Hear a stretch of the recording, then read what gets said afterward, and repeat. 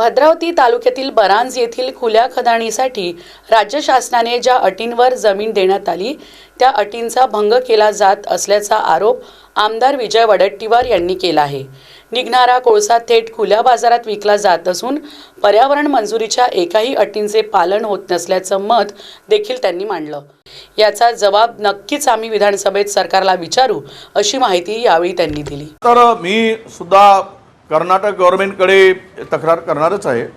खुल्या बाजारामध्ये कोळसा विकला जातोय, ज्या अटीवर जमीन दिल्या त्याचा एन्व्हायरमेंट क्लिअरन्स नाही, ज्यासाठी जमीन उपलब्ध म्हणजे गायरान जमीन दिली, निस्तार हक्काची जमीन दिली,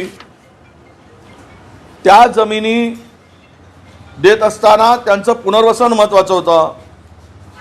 जवळपास 84 हेक्टर जमिनीला या बरांज कोल माइन्सला 2023ला एन्व्हायरमेंट क्लिअरन्स दिलं। या परवानगीच्या वेळी ज्या अटी आणि शर्ती घातल्या होत्या त्या एकही अटी शर्ती त्या बरांज एवढ्या मोठ्या कोल माइन्सनी पूर्ण केल्या नाहीत।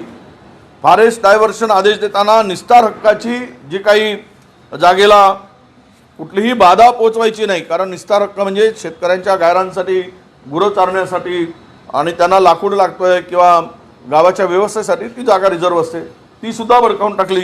प्रकल्पग्रस्ताची पूर्ण पुनर्वसन होत नाही तोपर्यंत जागेचा वापर करू नये, पण सगळी जागा खोदून मोकळे झालेत। हे केलं त्यांनी।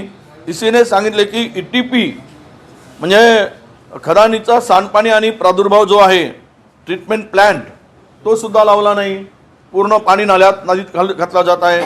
आणि ईसीने सांगितलं STP प्लांट लावा, ते केलं नाही। गाडीचा वापर करू नये, कन्व्हेयर बेल्ट नाही, कोळसा उचलावा, सेन्सिटिव्ह झोन आहे ते सुद्धा केलेलं नाही। आणि ग्रीन बेल्ट एरिया तयार करावा असं सांगितलं। यापेक्षा खूप गोष्टी आहेत।